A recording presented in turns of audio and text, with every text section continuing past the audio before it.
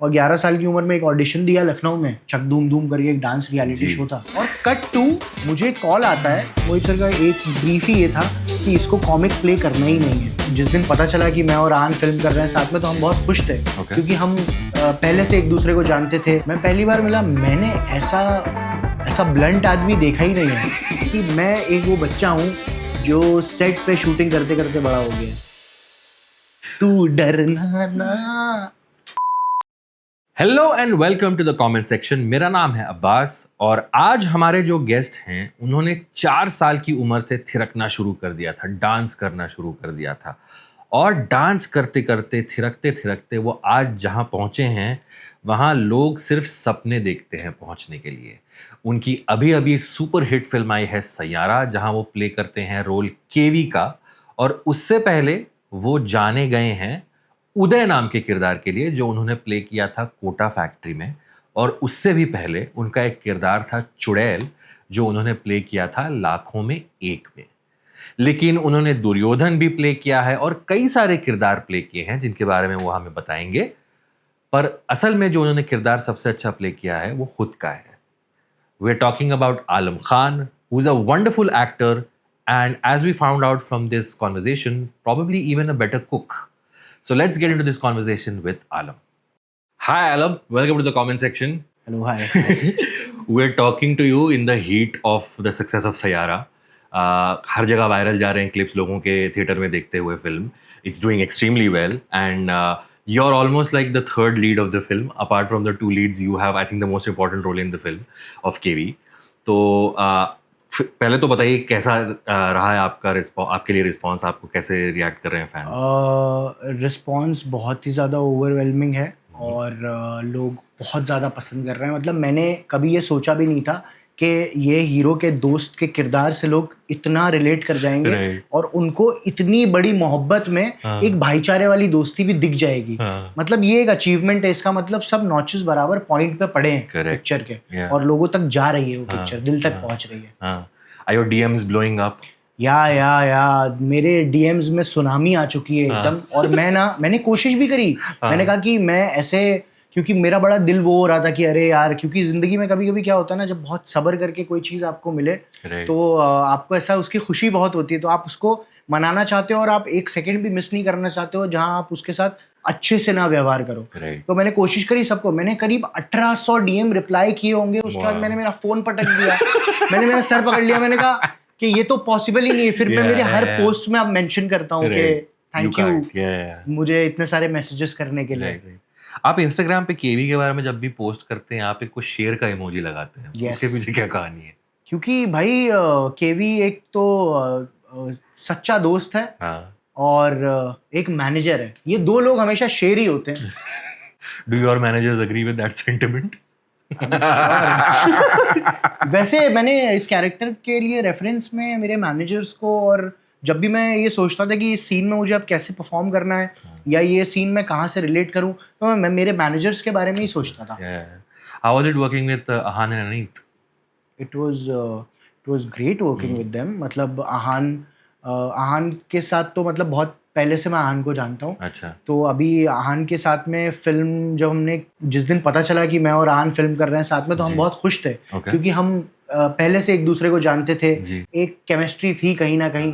तो उसका और भी ज़्यादा मैजिक फिल्म में निकल के आया है क्योंकि ऑलरेडी एक कनेक्शन था कहीं ना कहीं, दिल में एक दोस्ती थी। तो इसलिए वो स्क्रीन पे कम डायलॉग्स में भी, कम चीज़ों में भी वो दिख के आ जाती है कि एक भाईचारा है। कि वो जब मेरे को एक लुक भी देता है तो फर्क पता चलता है कि इनसे कितना कनेक्शन है और इससे कितना कनेक्शन है। Right. So the film, by the way, I saw the film and liked it as well.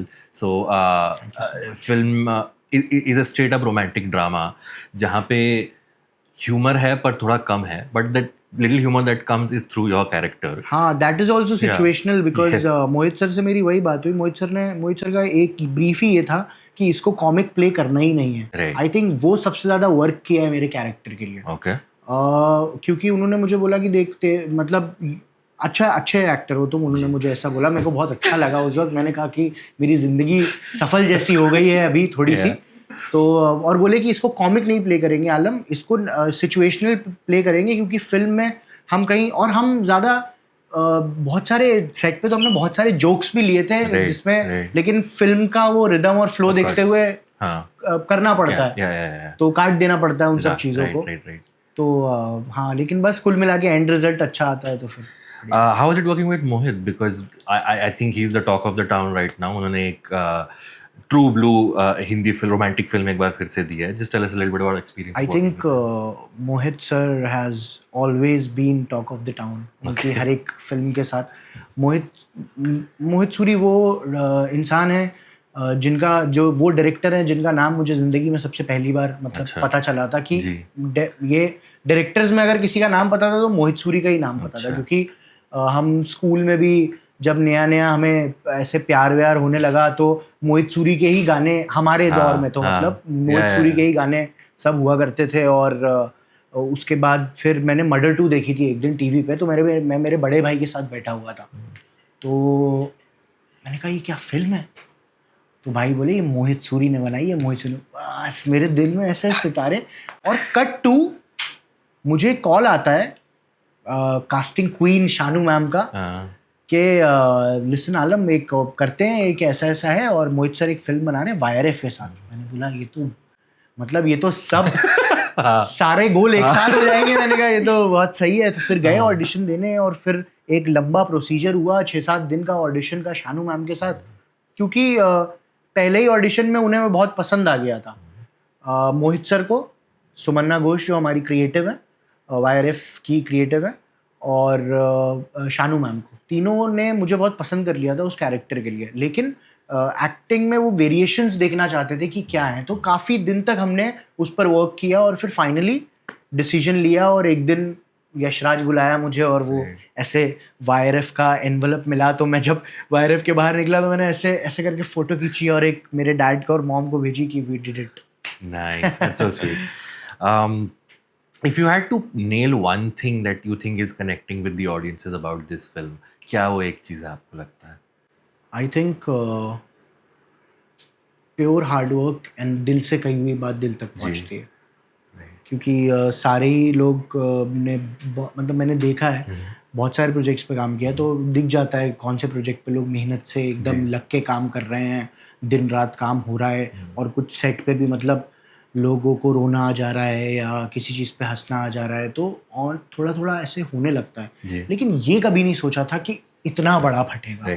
ये तो लोगों का प्यार है और ऊपर वाले की दुआ है जी। मतलब जो हो रहा है ये एक मैजिक की तरह है। That's wonderful. Alam, I want to go a little bit in your early life. आप कहाँ बड़े हुए, और जहाँ तक हमने रिसर्च किया, you started off as a dancer. आपका डांस की तरफ ज़्यादा झुकाव था. But tell us about your early life, where you grew up and how you grew up. I started dancing when I was 4. Okay. एक dance class में mummy ने डाला था, तो सरप्राइजिंगली मैं बहुत अच्छा डांसर निकला। तो कॉम्पिटिशन्स वगैरह में शहर में होते थे, तो उसमें मैं फर्स्ट आ जाता था। This was in Shahjahanpur. This was in Shahjahanpur. Shahjahanpur is near Bareilly. Okay. और फिर उसके बाद फिर वहीं डांस क्लास के बराबर में कुछ लोग थिएटर करते रहते थे। जंगल बुक या कोई तो प्ले चल रहा था, उसमें सब वो बंदर बने रहते थे, तो वानर बने रहते थे, तो देख के मतलब बड़ा इंटरेस्टिंग लगता था। तो मम्मी ने उनसे पूछा कि भाई इसको भी करवा लीजिए। अरे बोले ये तो बच्चा क्या करे, बोले कुछ बना लीजिएगा इसको भी। तो वहाँ जाने लगे, रोज डांस क्लास के बाद वहाँ चले जाते थे, वहाँ बैठते थे 2 घंटे, शंख वंख बजाते थे, घूमते थे, कूदते उठते थे। फिर उसके बाद 11 साल की उम्र में एक वो थिएटर तो कंटिन्यू कर ही रहे थे, और 11 साल की उम्र में एक ऑडिशन दिया लखनऊ में, चक धूम धूम करके एक डांस रियलिटी शो था। फिर उससे सिलेक्ट होके वो बॉस्को सीजर सर ने वहाँ पर सिलेक्ट किया और लेकर बॉम्बे आ गए। फिर तब से फिर यहाँ पर ऑफर हुए कुछ रोल, फिर कभी ऑडिशन दिया, कभी कुछ, तो ऐसे धीरे धीरे। क्या आपको याद है 4 साल वाली उम्र में जो आप डांस क्लास में गए थे, आपने किस चीज़ पे डांस किया? 4 साल की उम्र का तो नहीं, गाना तो मुझे अभी भी याद है। अच्छा।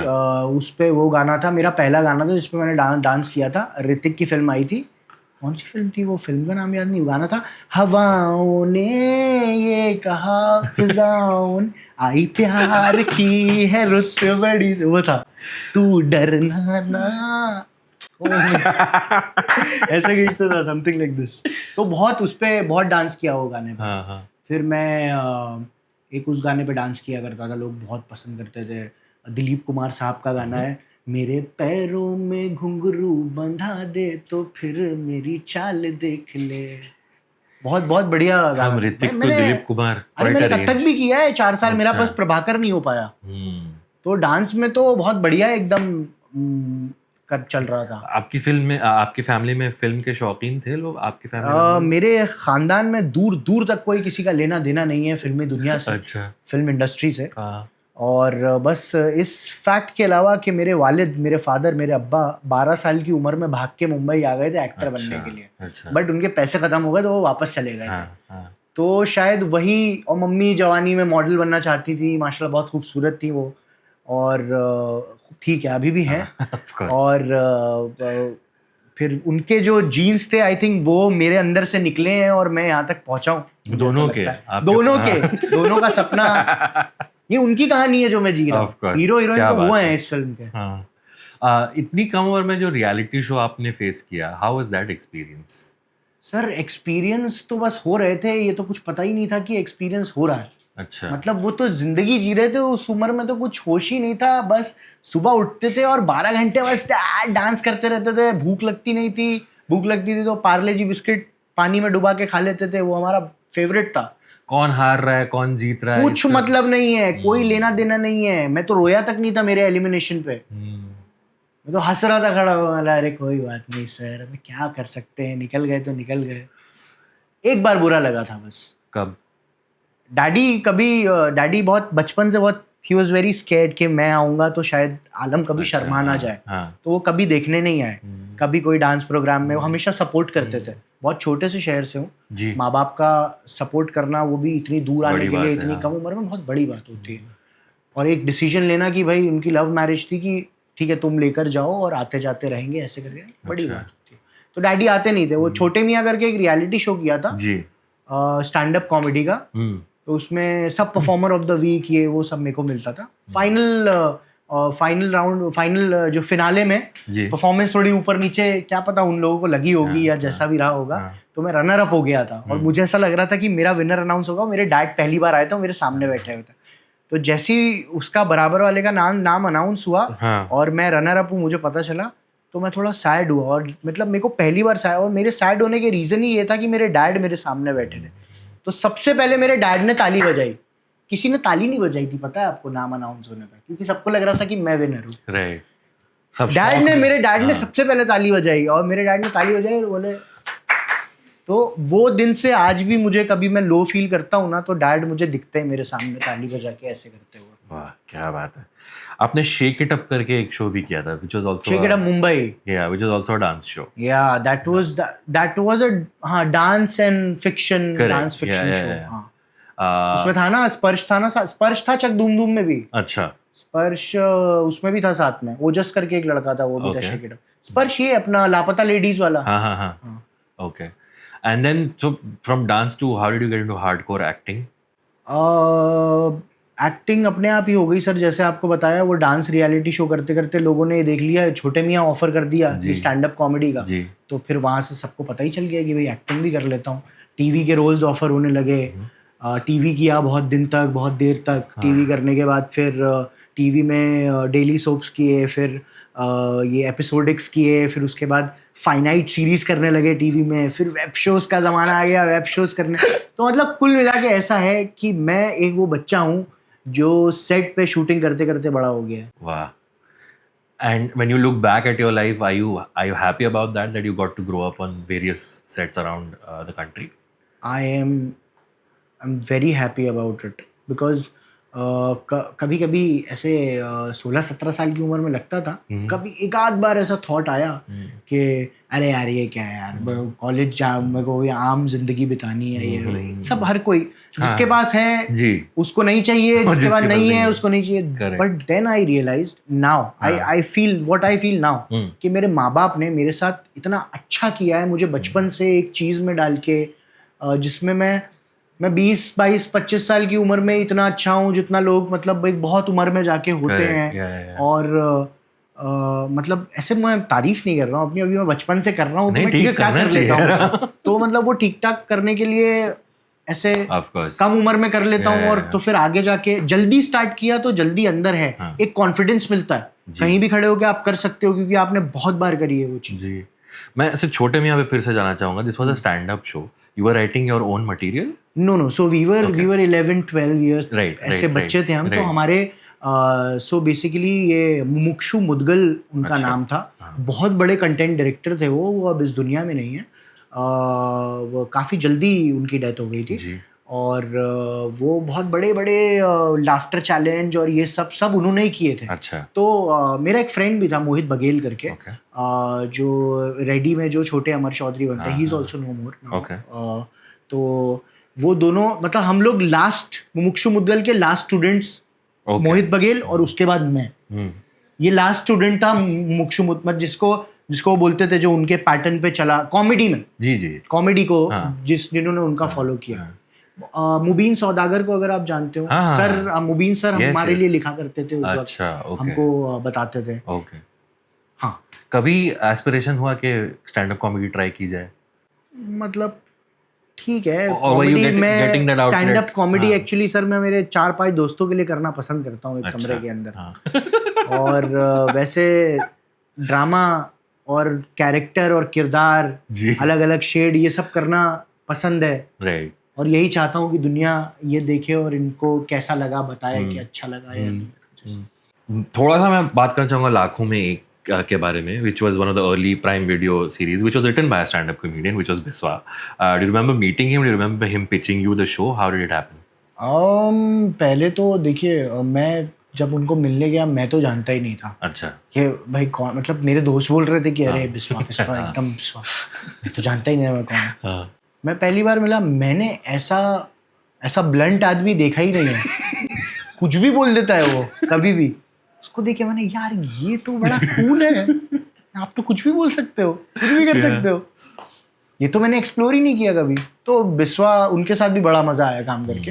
इनफैक्ट अभिषेक सेन गुप्ता जिन्होंने लाखों में एक डायरेक्ट किया था, बहुत अच्छे डायरेक्टर थे वो भी. बढ़िया शो बनाया था उन्होंने. और उस शो में जो मेरा कैरेक्टर था चुड़ैल, उसको भी बहुत प्रेस किया गया था.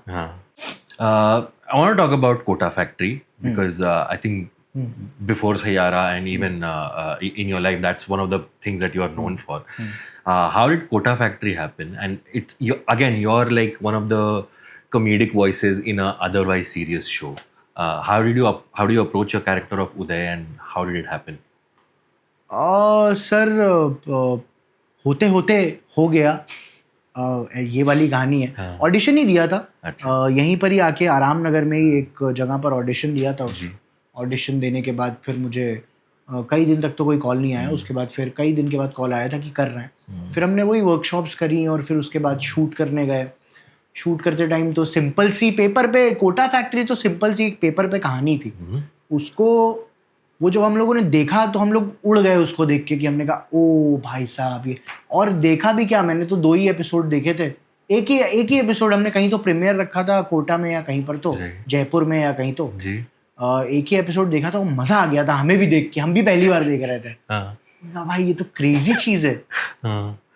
How do you approach that character, Uday का जो कैरेक्टर है? क्योंकि वो एक जो कमीना सा दोस्त होता है आप हर एक के फ्रेंड ग्रुप में, मुंह फट वाला जो फ्रेंड होता है. हाँ, आई थिंक उदय जो है, उदय वो लड़का है जो कि जिसको पता है, मतलब जो बहुत, जिसके अंदर बहुत सारी बातें हैं, बहुत गहराइयाँ हैं. आई थिंक जिन लोगों के अंदर बहुत सारी बातें होते हैं वो ऊपर से अपने आप को बहुत खुश दिखाते हैं और बहुत ऐसा दिखाते हैं. लेकिन कहीं ना कहीं उदय के अंदर भी एक वो है कि उसके डैडी का प्रेशर रहा है या दुनिया का प्रेशर रहा है.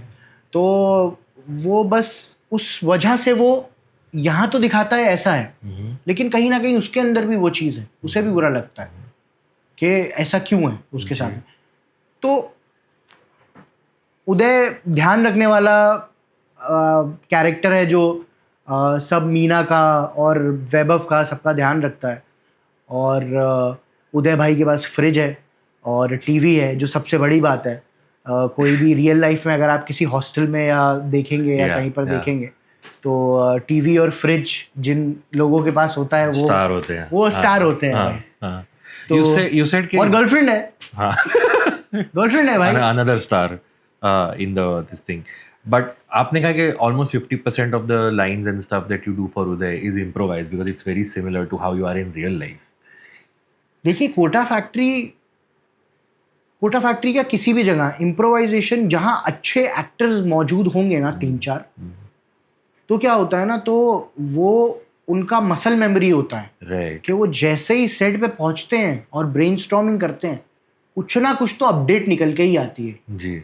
तो वो अपडेट होने के बाद वो इम्प्रोवाइजेशन तो होता ही रहता है। मतलब वो तो जब आप ऑन सेट पहुंचते हो या सीन में जाने से पहले वैन के अंदर सब इकट्ठा होके एक रीडिंग करते हैं, जी. या पहली बार रीडिंग करने से एंड तक कुछ ना कुछ इम्प्रोवाइज होता ही रहता है।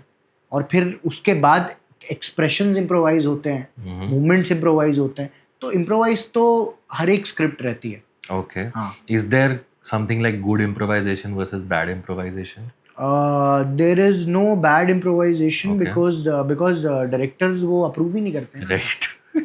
So it never sees the light हाँ, of मतलब day. बैड, क्योंकि देखो हम तो टोकरा रखते हैं सामने, सर ये भी है, वो भी है, ये भी है, वो भी है, ये भी है। हाँ. अभी सर को चूज करना है कि ये वाला या ये वाला, वो वाला ले लो सर। अरुणब के साथ आपने काम किया है. Tell us a little bit about his your experience working with him. अरे Because, sir he is a sweet heart. Yeah. मतलब वो एक तो सबसे पहली बात तो मैंने उनके जैसा हार्ड वर्किंग आदमी देखा नहीं है। वो दिन रात, मैंने उनको दिन रात सिर्फ काम करते हुए देखा है। वो हमेशा काम में ही रहते हैं, उनका मज़ा, उनका शौक सब काम ही है। और बहुत सीखने को मिलता है उनसे जब भी मिलते हैं। इनफैक्ट मेरे डैड आए थे, अच्छा. और मेरे डैड से उन्होंने बहुत अच्छे से मुलाकात करी, और अच्छे से मैंने कहा कि मेरे डैड को आपके साथ फ़ोटो खिंचाना। फिर मैंने सर के साथ एक फ़ोटो भी खींचा। मैंने कहा दोनों मेंटोर्स मेरे एक फ़ोटो के अंदर। You were telling me he gave you a call a couple of days ago. 2 days back Yeah. he For called Sayara. me for Saiyaara. उन्होंने इतना अप्रिशिएट किया, उन्होंने मतलब उनके लिए प्राउड मोमेंट था। उन्होंने बोला यार अपने बच्चे को देख के मज़ा आया। मैंने कहा sir thank you so much sir. There is a pattern of you playing students even in Sayara. आपका essentially जो है वो character है वो एग्जाम ही दे रहा है. He's preparing for an entrance exam. How do you see that? Like, is there something is it because you look so young that people are channeling this youthful energy for these student roles? How do you approach that? कि हाँ नहीं sir, I think आप अलग दूसरी चीज़ों पर आपने थोड़ा रोशनी नहीं डाली। मैंने चमन बहार नाम की एक फिल्म करी है जिसमें मैंने यंग पॉलिटिशियन का कैरेक्टर प्ले किया, जिसमें मेरा पेट है, मेरी मुस्टैच है, और फिर महाभारत में मैंने दुर्योधन का कैरेक्टर प्ले किया है, और फिर शेक इट अप जिसकी आप बात कर रहे थे उसमें मैंने एक अलग बॉम्बे स्लैंग का कैरेक्टर प्ले किया है, और केवी, क्रिश और चुड़ैल तीनों एकदम अलग कैरेक्टर हैं एक दूसरे से। कोटा फैक्ट्री एक रियल स्पेस की एक मतलब उसको आप असली जिंदगी में क्या एग्जैक्टली वहाँ चल रहा है वो चीज़ है वो हमने दिखाई, और एक रियल किरदार दिखाया है जो कि नॉर्मल लैंग्वेज में बात करता है। मतलब जो नॉर्मल लोगों में चलती है, जो मासेस में चलती है, वो लैंग्वेज में बात करता है। वैसे ही दिखता है, ना ज़्यादा स्मार्ट दिखता है, ना ज़्यादा बहुत ज़्यादा फिट भी नहीं है, और बहुत ज़्यादा ऐसे कैरेक्टर भी नहीं है उसका, नॉर्मल दिखता है वो जी। और जो चुड़ैल है वो एक सिनेमा स्कोप में वो एक शो बना था, और उसका ट्रीटमेंट थोड़ा सा फिल्मी जोन में है। ओके एंड केवी जो है, केवी एक प्योर प्रॉपर वाईआरएफ की फेरी टेल फिल्म है, जहाँ पर आपको सब ऐसे लार्जर देन लाइफ दिखेगा और सब एकदम अच्छा दिखेगा, और वर्क भी कर रही है वो चीज़। तो सबसे बेस्ट पार्ट वो है कि लोगों को पसंद आ रही है दिल से। Is there a specific thing you're looking for when you say yes to a role? मतलब sometimes it's like beggars are not choosers. Right. And then to be honest, yeah. And then sometimes जब क्यों नहीं, जब मुझे मौका मिलता है कि भाई 4 में से एक चुनना है तब तो चुनना ही है। मतलब मैं ऐसा नहीं करता हूँ कि 3 प्रोजेक्ट एक साथ ले लिए, 3 दिन इसको शूट कर रहा हूँ, 3 दिन इसको शूट कर रहा हूँ, 3 दिन इसको, तो ऐसा करना पसंद नहीं करता हूँ। कई बार तीनों को मैं चाहिए होता हूँ तो मजबूरी में करना पड़ता है जी। लेकिन पसंद ऐसी करता हूँ कि एक स्ट्रेच में एक करें तो क्या उसमें उस कैरेक्टर में ही पूरा दिमाग रहता है। फिर आप धीरे धीरे, और इनिशियली ऑडिशंस मेरे बहुत ही अमेजिंग कभी नहीं जाते हैं, कभी कभार चले जाते हैं, लेकिन हमेशा लेकिन मैं एक दिन सेट पे आने के बाद ही एक आध दिन में कैरेक्टर मेरे अंदर आ जाता है, और फिर मैं कैसा मेरा बॉडी ना एआई बन जाता है वो कैरेक्टर को लेके, अपने आप चीज़ें अडॉप्ट करने लगता है, यहाँ से वहाँ से पकड़ने लगता है और बोलने लगता है, उसमें ही एक्सप्लोर करने लगता है, वो लैंग्वेज में अपनी लैंग्वेजेस बनाने लगता है जी। तो ये सब चीज़ें ऑटोमेटिकली होती हैं क्योंकि अभी पहले से ही कर रहा हूँ तो वो अपने आप ही होता है अंदर से। You're in your 20s, आप बेधड़क काम किए जा रहे हैं इतने सालों से। Where do you see the work life balance in your life? कि आप do you believe कि जब तक काम कर सकते हैं करते रहो, और is it where you want to hit a pause button and take a नहीं सर, देखिए जिंदगी का नाम ही काम करना है जी। ये जब आप खाली रहते हो ना तब आपको रियलाइज हो जाता है। और एक्टर की जो जिंदगी होती है ना वो कभी आप दिन रात काम कर रहे हो और फिर आप एक महीने काम ही नहीं कर रहे हो जी। आप बस ऐसे बैठे हो, ऐसे देख रहे हो।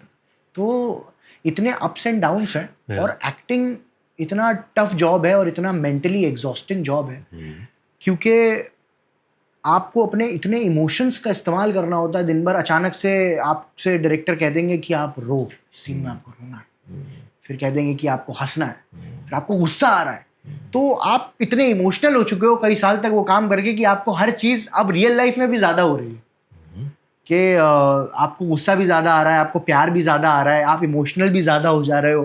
तो ऐसा यूजुअली हो जाता है एक्टर्स के साथ। तो ये हुआ है आपकी ज़िंदगी में कि आपको किरदार प्ले कर रहे हैं और उसका इफेक्ट आप अपनी असल ज़िंदगी अरे हर किरदार का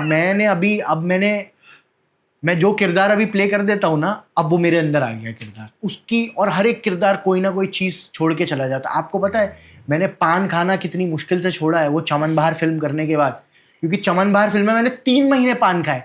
उसके बाद में ना हर 3-4 दिन में ना एक बार रात को खाना खाने के बाद ना मीठा पान खाने के लिए पहुंच जाता था। मम्मी ने 2-3 बार देखा, तुम्हारी पिक्चर खत्म हो गई है ना, अब ये तुम पान वान खाना बंद करो, ये तुम क्या एक्टर हो, तुम क्या हो, तुम्हारे दांत पीले हो जाएंगे। अच्छा ओके। तो ये स्विच ऑन स्विच ऑफ जो कुछ एक्टर्स कहते हैं कि you can switch your actor switch on when you are on set and then off set you are a completely different person.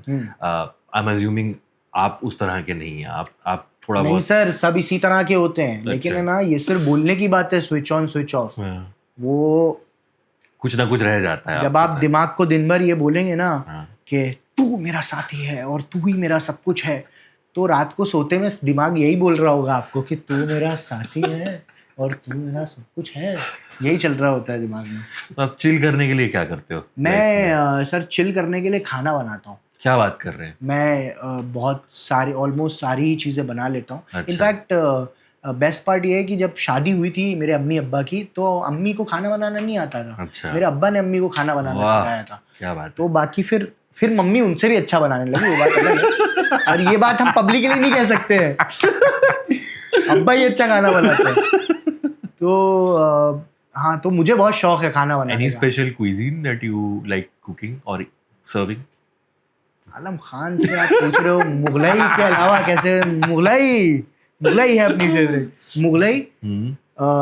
Authentic एक तो शीरमाले बहुत पसंद, शीरमाल कबाब बहुत पसंद है मुझे। वाह।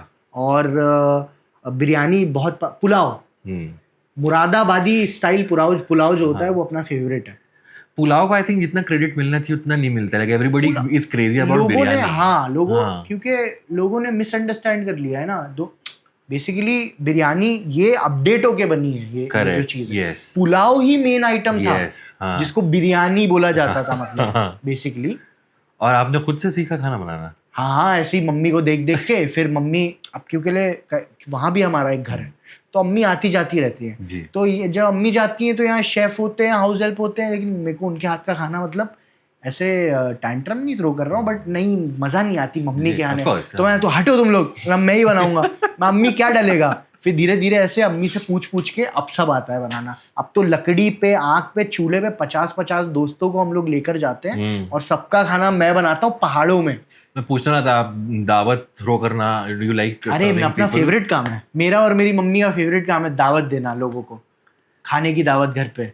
Can we get an invite? For sure, 100%। आपको मुगलाई पसंद है? ऑफ कोर्स पसंद है। 100%। आप तो दिखते भी मेरे दोस्त राघव की तरह हैं। हमारे कोटा फैक्ट्री के जो डायरेक्टर है राघव सुब्बू, हाँ, आपने आते साथ यही बोला था मुझे 2 मिनट के लिए लगा के राघव 2-3 साल पहले वो ऐसे ही दिखता था एकदम। अच्छा। राघव मतलब नाउ तो he has lost weight also. Right. Nice. What can we see you in the future, Alam? What's happening in life right now?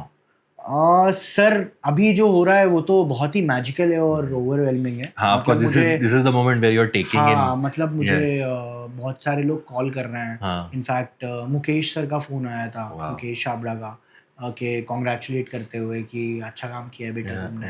तो मैंने कहा थैंक यू सर। तो अब चीज़ें अच्छी चल रही हैं, अब बस कोई अच्छा कैरेक्टर आएगा तो सर बस अपना सर नीचे रख के मेहनत से उसको बस काम करेंगे बढ़िया करके, और क्या यही करना है। मैंने दुर्योधन वाली चीज मुझसे मिस हो गई कि आप दुर्योधन प्ले किया, that was mythology which has its place in our Indian story telling. How was that experience like? अरे बहुत बढ़िया। हिंदी तो मेरी बहुत, वैसे तो मैं शाहजहांपुर से हूँ, लखनऊ के पास में, तो मेरा लैंग्वेजेस पे कमांड तो अच्छा रहा है पहले से, लेकिन वो शो के दौरान हिंदी बहुत ही ज़्यादा इम्प्रूव हो गई। मतलब बहुत डिटेल में चीज़ें, जैसे अभी भी कोई पूछता है कि इस वर्ड का क्या ये है तो अचानक से अपने आप ही दिमाग में आ जाता है, क्योंकि इतना किया हुआ है वो वहाँ पर उस टाइम पे। तो उससे वो चीज़ का बहुत वो हुआ और एक्सपोजर बहुत अच्छा मिला था। लोग बहुत पसंद करते थे। इनफैक्ट मैंने तब वो शो नहीं देखा था, मैं बहुत छोटा था। अभी मैंने लॉकडाउन में वो रीटेलीकास्ट हुआ था, तब 1-2 एपिसोड देखे मैंने, यार ये तो बहुत बढ़िया शो बनाया था। मैं कहा लोग सब क्या एक्टिंग कर रहे हैं, बहुत प्रिपरेशन करी थी ना उन्होंने, कई साल की मेहनत थी उन लोगों की। इनफैक्ट जो बड़े, जो हम लोग के बड़े वर्जन जो प्ले कर रहे थे, उन्होंने तो साल 2-2 साल तक जिम और तैयारी कैरेक्टर के लिए, बाल बढ़ाना और प्रॉपर प्रिपरेशन से हुआ था वो चीज़, बहुत बड़े स्केल पे भी किया था। महाभारत के टाइम पे सीरियल पहली बार रेड पे शूट हो रहे थे, which is shooting on tape, shooting on film. Shooting नहीं, फिल्म पे नहीं, Okay. Red big cameras, film cameras okay. Film cameras पे शो शूट हुआ था वो पहली बार।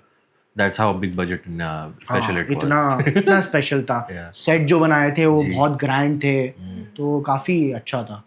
थिएटर की तरफ आप अभी भी वापस जाना चाहते हैं या वापस जाते हैं?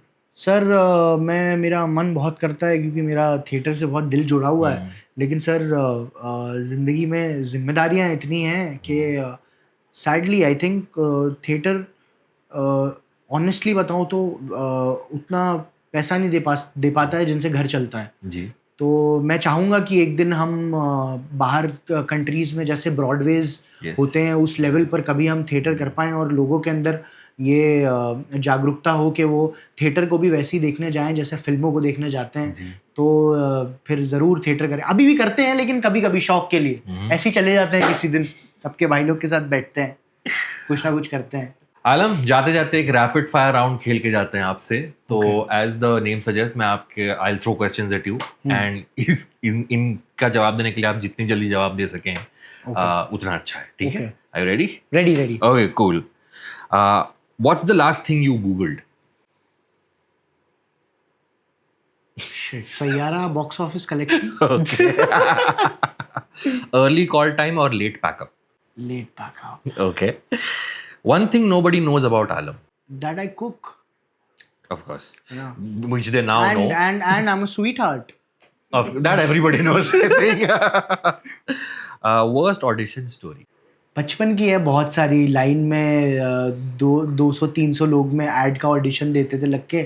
जब तक ऑडिशन देने की नौबत आती थी तो मतलब ऐसे हालत खराब हो जाती थी और वो नॉट फिट बोल देता था और चले जाते। Best on-set snack? Best on-set snack? Boiled eggs. What?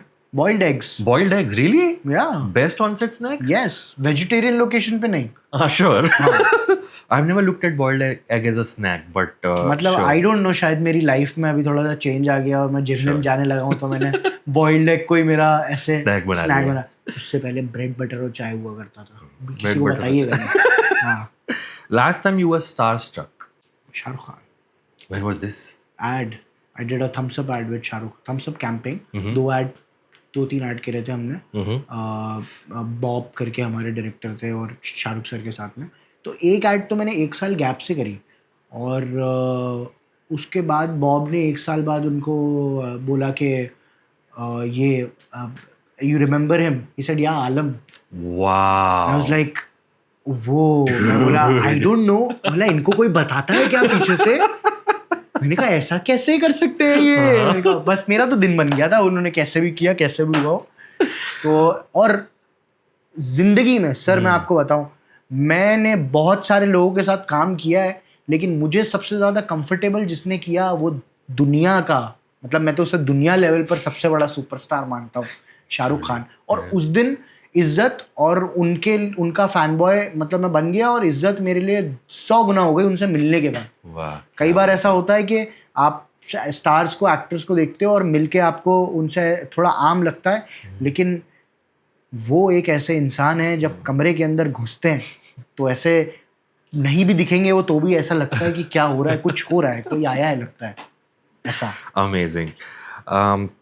Fame और freedom? Freedom, okay, fame gives freedom.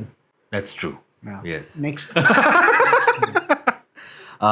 अगर आपको आपका 2025 जो साल अब तक गया है उसको एक लफ्ज में बयान करना हो तो कौन सा लफ्ज होगा? अल्हम्दुलिल्लाह। Fair enough.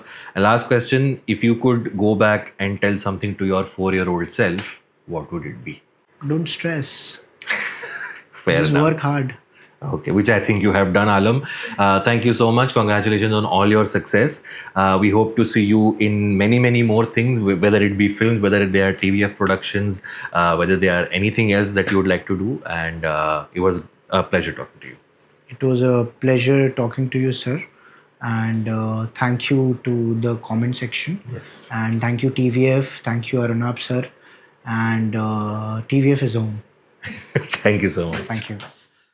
Hi, my name is Alam Khan, and you are watching me on the comment section. Please like, share, and subscribe.